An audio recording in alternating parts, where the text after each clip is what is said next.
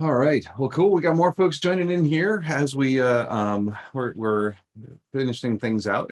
Rob, I want to at least get you on this, put you on the spot first of all. 14th year, and you've trusted Heather and I to do this, which we certainly greatly appreciate. But what are your thoughts about how this event has evolved, and anything specific that you've got takeaways from this year? Oh, I just loved it across the board. The amount of international speakers that we had, especially this year, in trying to do the early morning sessions with Jason Jordan. I don't know how many of you caught him. Jason was just so happy, talking to everyone this morning.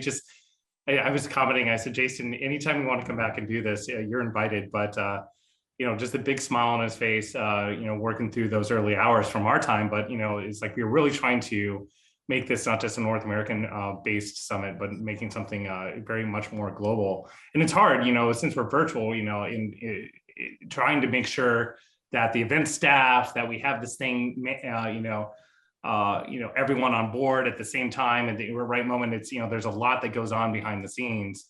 And I really have to give a big hat tip to the SANS staff for making that dream of ours a reality, because, what you see here that looks easy, this is not freaking easy. Jennifer, and Brian and Emily and Corrigan and everyone on the sponsor and the vendor side, trying to make sure the speakers arrive on time, that their green room, that their mics are working, that they know what to do and when.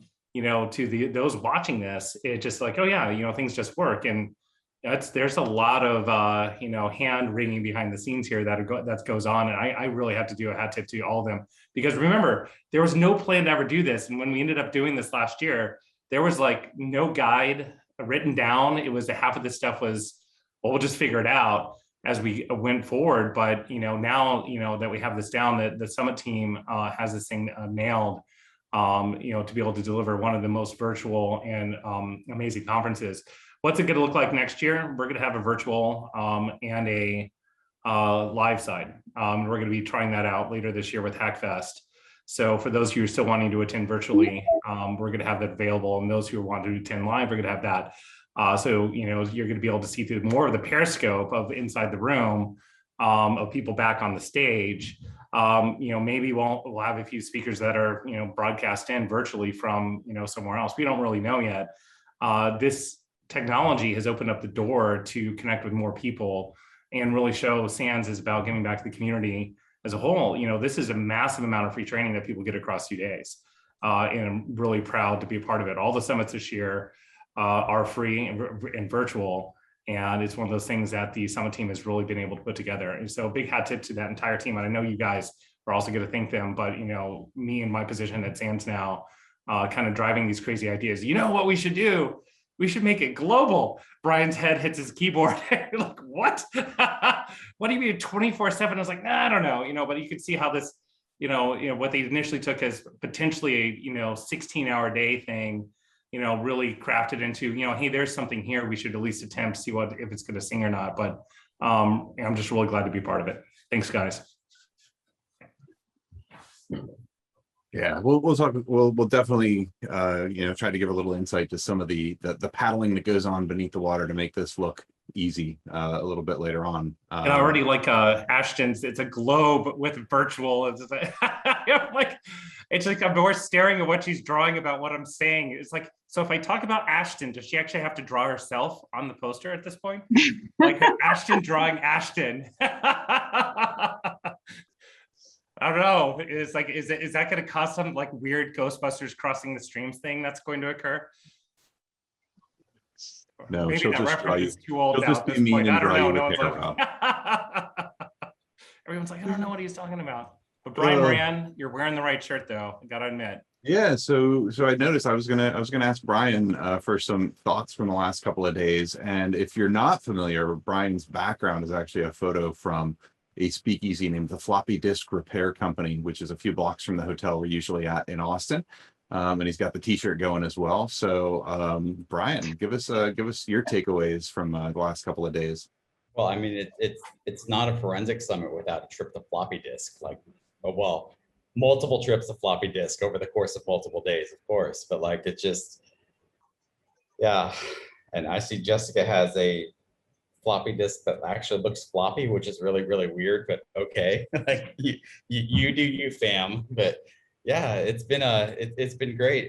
It's honestly my favorite thing about like this entire, you know, the entire virtual and everything like that is my favorite thing is speaking at this and also attending is so many people actually ask questions, you know, in chat, in virtual and everything, which at an actual conference, like usually you don't get as a speaker. Like you get some people and then like they'll wait in line for a little bit and then like obviously like run to another talk or something. But like it's such a great interaction actually, like everybody can actually just like virtually, even if you're attending in person, you know, in the future when that's actually capable of happening, like you can sit at a keyboard and type a question and no matter what your question is, like you're going to get answered. And that is my favorite part of this by far, is that it's opened the door to so many people because naturally, you know, most of us are very, very introverted. Some of us are extroverted, but most are introverted.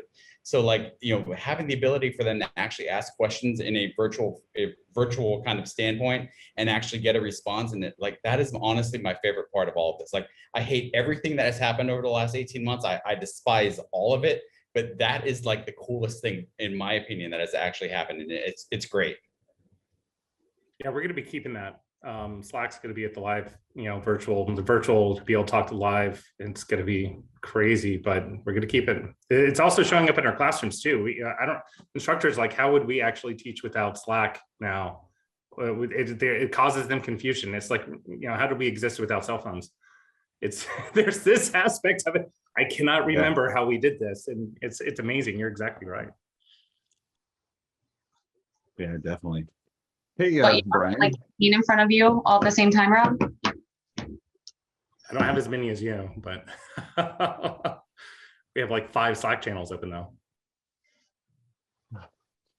So, Brian, I was going to ask you, what are your what's your biggest takeaway that you've had from well, besides the forecast award, but your second biggest takeaway? I assume you mean me, right? The other Brian? Yes. Oh, right. yes. Sorry. Yes. He is the superior Brian, to be fair. I'm not like, sure, every yeah. Brian is the superior Brian to this Brian. You don't know the order in which you're placed in my little Brady Bunch screen? Come on. We haven't had the Council of Brian's meeting yet this week, so I'm not sure exactly where I am on the hierarchy. No, I thought it was a great event as always. It was a great kicking off with I think everyone seems to enjoyed Chad's talk with all the details of all the Cobalt Strike stuff. I think was very interesting for a lot of folks, and it was a great event. And I agree with Brian that I find the Slack and Discord things very useful to just kind of answer questions and folks who want to stand in line for various things. And it's a great event, but can't wait to be back in Austin either. But it's a great event as always, and I was popping in and out for various meetings. There's the one downside of the virtual events versus being isolated in some other remote location. But I don't know, looking forward next year and all the events. Cool. Let's see. Nicole, we hadn't heard from you yet. What are your thoughts? Your biggest, I don't know, most memorable thing that you've got from the last couple days? Gosh, well, this is a great way to network. It's by far, hands down, the best virtual conference that I think I've visited, just because the different aspects and having the Slack there and being able to talk on like multiple different channels at a time, being able to watch things in multiple windows, having that live stream there too. That's excellent.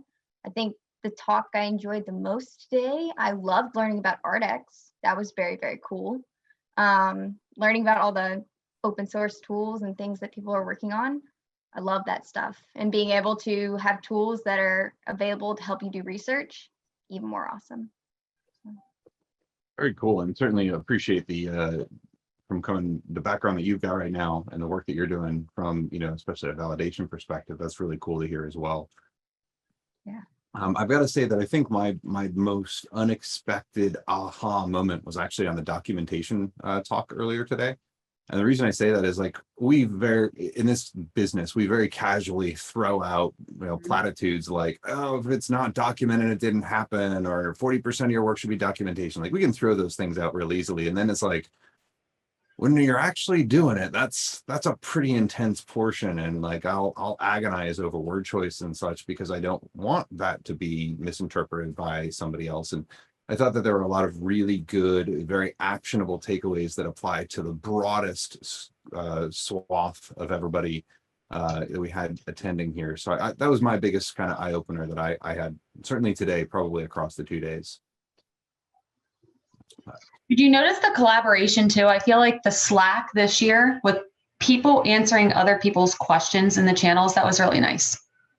People were more, I think we're used to it now. It's not, last year, I think people were still a little frightened and not sure what to do. But this year, people were just hopping in and answering questions during talks. It was pretty impressive. Yeah, absolutely was. And yeah, I think we had how do I want to phrase this? A higher concentration of genuinely interested people opposed to those who are like, ooh, free thing, let me go. Yeah. Just absolutely misuse the chat or something like that. You didn't really know how to say that. Hopefully I navigated the minefield all right. That was good. I was trying to say, I was going to touch on that and decided no. Sometimes I have words that just come out. I need a t-shirt that says, I touch third rails. Kind of the way that it goes with me anyway. I know, Lee, I look confused like you with that one. I'm like, Not my greatest idea. I thought there was a Rob's mom joke coming in. Yeah. No. Yes. Paul, congrats. How do you feel? Unreal. Again, thank you for your support. I think the entire community, everyone that's like, Alexis is amazing. Everyone else in this, like, it's amazing. The collaboration, I think that's the biggest thing. I think that, this time has been tough. And I think everyone's starting to come work together. Huge thing. I think it's gonna be a good push for the community to kind of go in that direction. But the biggest, I think, takeaway, I think for me personally, besides the awards, was floored about this morning's talk. I think that's the part that's I'll probably, that one hit home. I think everyone's you could kind of look yourself in the mirror and go, wow, so much applies to me. Just like take care of yourselves and each other. I think that's the biggest part that's kind of so important. Just the human aspect of this. Yeah, I definitely agree. Lee, that was the 13th awards, right? If I'm doing my It math was. right. Lucky 13 underway. That's pretty awesome. I love that it's evolved so much. Well, I know you get started from the involved. first one, but I guess not. I can't. My brain's fried. It's so long ago. We were young then. Had hair. What are you saying? I don't know. What are you saying? Yeah. Yeah, the first awards was it wasn't even live. I recorded it and pretended like it was live. No one's ever I've never said that before. Right. Dressed down now. You thought it was more formal, and now you're just wearing t-shirts. Well, you say that, but we weren't wearing complete suits. We're only wearing like the shirts, ties, and jackets and shorts. So Is that different than now at all? No. Yeah. Yeah. I mean, I know we're fancy from the waist up, right? Everyone, quick, stand up. No. I've heard that called the Zoom mullet, where you're wearing acceptable shirt and like I'm wearing workout shorts. I'm just going to tell you right now. Exactly. It's amazing. Listen to I have to share a story from 8 years ago with you, Lee Whitfield. So Jack, it's the only forensic forecast I've ever missed because I was in the hospital to have Jack. Brian Carrier thinks it's hilarious to tell me I won Investigator of the Year and then forget to tell me I didn't. He sends me a text. He's like, you won. And I was like, I did? Oh no, sorry. Like hours later. You lost, actually. No, Heather no longer works for Brian. Just so coincidence. It was fantastic. I noted this story. I'm like, okay, note to self. Things not to joke about. It was really funny because he forgot to say he was lying. I've learned that some of the people at SANS do, whenever you practical joke than they sometimes hold a grudge for quite some time. So you've got to be careful there, Brian. I've done things in the past to certain people in the forensics field that I'll never quite live down, I don't think. Mm-hmm. Sorry. There's some people on Twitter that are apparently being triggered because I have nothing on my shelves. So I think I need to explain. I'm mid-move. Like this entire 2-day summit, I've been having packers in my house, basically box stuff, and so I'll be moved out right now. So there's nothing on my shelf. Sorry, Twitterverse. Everyone's like, I need to come and decorate your office, Rob. It's horrible. You don't even have like a spare Lego swag that you can put No, up there? everything's packed up. I am the only thing. This is like an empty office. It's as Spartan as you could get right now. Lights, a computer, Wi-Fi. That's about it. The essentials. The essentials. Yeah. I was going to say that you just lost a monster hand of blackjack virtually on the internet, and that you had to sell everything on eBay in order to pay for that. But I have been keeping up with Brian. Brian, I never posted DFIRFit, but I've been doing DFIRFit every single day. I just you're still an inspiration. Thanks for everything you're doing and leading that community. I should post more. I just feel weird about posting about my workouts. I don't think there's anything wrong with it. I actually applaud everyone who does. I just like, I don't know, I'm not going to post this online. Someone could be, we have like people get bench like real weight. I can't. Like Dave Kennedy is like a beast. If you're watching him over on the other side, I just yeah, I'm no Dave Kennedy. So I'm not going to amazing. His transformation is insane. It is insane. It's so is yours.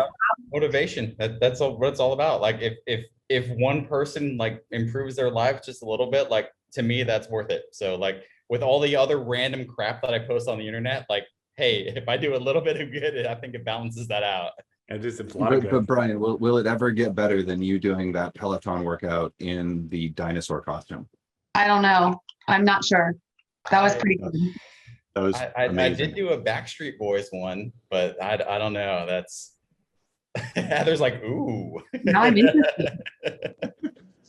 Well, for any, we mentioned it earlier, and one of the links was posted as well. But Brian and Stacy and a number of other folks are part of, especially the DFIR community, but especially the DFIR Summit community going back many years. I'm just kind of informally, organically put together this concept of hashtag DFIRFit.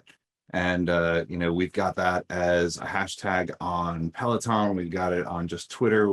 You put together the DFIRFit in 2021 competition for going from the gates of hell to normal, kind of, what is it, 3,000 miles or something between this one place called Gates of Hell in LA and Normal, Illinois, and just trying to, track everybody's progress, because it is co-motivation, right? It is the kind of thing where you're like, all right, I can do this. I've got a reason to go jump off. And kind of like Rob was saying, every day before we got started here this week, same thing. I'd jump outside and do the workout and come back in and start everything off. It's been, I don't use the term lightly, but it's been very sanity preserving for, I know not just for me, but for a lot of folks as well. So, take a look at that. It's a great way to stay involved in the community that doesn't directly involve forensics, but hey, look, we're a great, big, interesting family, and it's a cool way to stay connected to folks all over the world doing that, which is a lot of fun. So I'll echo the thanks for you putting all the initial thought process into that and making it what it is.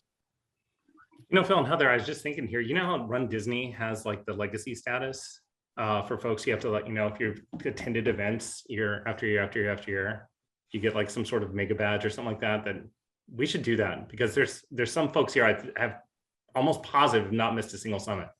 And we don't have to run, right? And we don't have to, well, maybe run to floppy disk. Scooters count. Back. Scooting count. No. You got to scoot over to floppy disk. Maybe something there. As long as we don't have to get back fast, that's all that matters. Like we've had some injuries. He'll try to kill you. We should consider something like this, though. I don't know how many years though. Yeah, it's because I agree. Track it. I agree. I've got some ideas. We can DFIR legacy status. We'll come out with it next year. All right, I think we can do that. Hey Jess, what's your big takeaways that you've got? We haven't heard from you yet.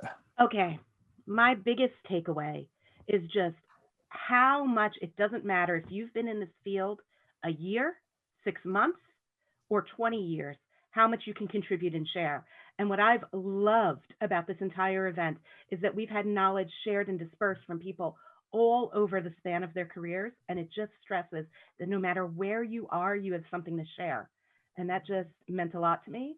And I'll tell you something I really loved also is when people just like take initiative.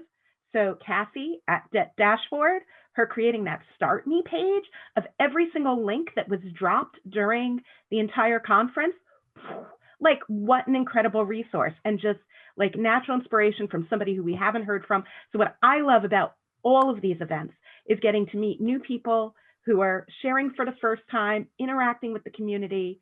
And that's what I've just been blown away by. Yeah, that's a really good point that we've heard from folks from every different stage of their respective careers. And I want to use that as kind of a springboard to encourage every single person who's watching this to consider submitting for some of these talks for your CFPs. You could have just started this career last week, and I'm sure you've got something interesting to say. You could have been in this business for 20 years, and I know you've got something interesting to share. We've got our Threat Hunting and Incident Response Summit, which will be all virtual, coming up later in the year. And really hope that that's something you can maybe participate in. The CFP is still open for another week. And then, of course, we've got this event next year. And I'm not even getting into all of the other summits that we have. So there is a page you can go and sign up to be notified of every new CFP. And all of our summits are kind of theme focused, where one will be toward cloud, one will be toward blue team, one will be toward purple team. We got the Hackfest Pen Test Summit for the offensive side.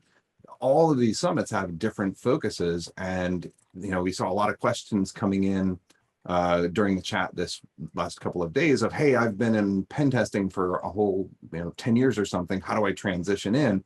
Maybe you're not ready to submit for DFIR, but we definitely have other summits that I know would benefit from your point of view. So really, really want to encourage you to do that.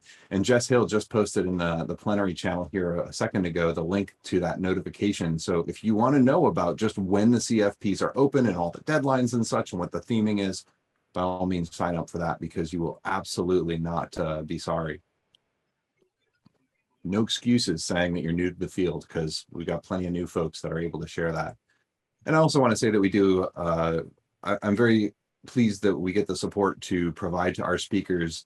Everyone who spoke here had a mentor. Everyone from the newest person all the way up to Chad. I got the mentor Chad, which really was more of a him and I talking a couple of ideas back and forth. But obviously Chad's so smooth on the way that he delivers everything. It's just a different engagement. But we do provide that support. How do you mentor Chuck Norris? I mean, that's, Chuck Norris. How you mentor mentors Chuck you. Norris? With a mirror. You just put a mirror up, and that's it. That's how you mentor Chuck Norris. Exactly. But you know what? Every single time that you do mentorship with someone, you learn more from them. People don't realize that. Any student you have in a class, anyone you ever work with who is doing something new, you learn more from seeing things through their eyes and their perspectives, and more importantly, their questions that you don't know how to answer and you have to figure out, than you will ever, if you want to learn and expand, find people who are new and try to work with them and share with them what you know, and they'll teach you how much you don't know. Yep, absolutely. Oh, let's see.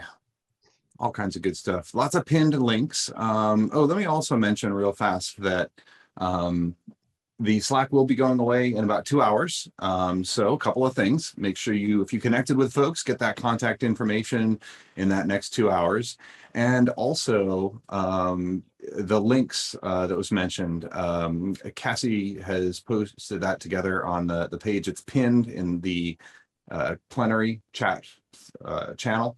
So you can take a look at all the pinned items before you leave and grab that. The fact that she harvested all those links, just to give you an idea of how adaptive we are for this.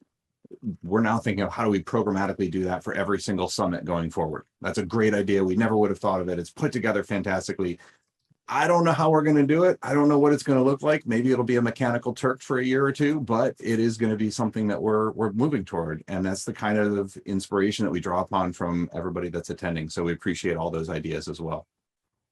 Phil, did you already say thank you to the advisory board? I think you did. I can't remember. So I do have a list of folks to thank. Yeah. It's a lot of So, work, right? yeah, the mentors that we assign to folks come from our advisory board who we hand select. We pick them, and the advisory board is a group of folks who, it's a volunteer thing, where we ask for anybody who's willing to help us down select all of the CFPs to the folks that you heard speak.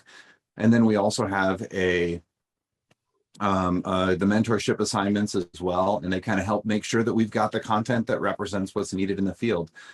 So we've had a number of folks in that role over the years, and I want to thank all of them for their support through that. It's absolutely invaluable. So I really, really think that's an area to get involved and let our staff know if you're interested in participating in that regard. Each of the chairs or co-chairs put together their own advisory board and kind of move that forward, so we're able to represent the industry the best we can.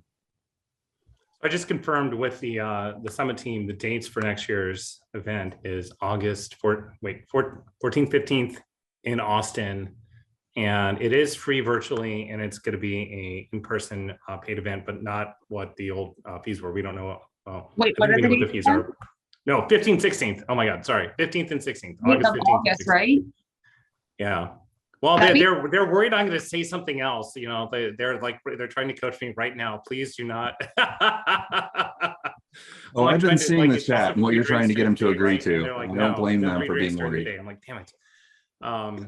But no, it's August 15th and 16th, free virtual. In person, there's going to be a fee, but it's not going to be the fee that it was in the past. Definitely going to be a much more within arm's reach for most people who want to attend.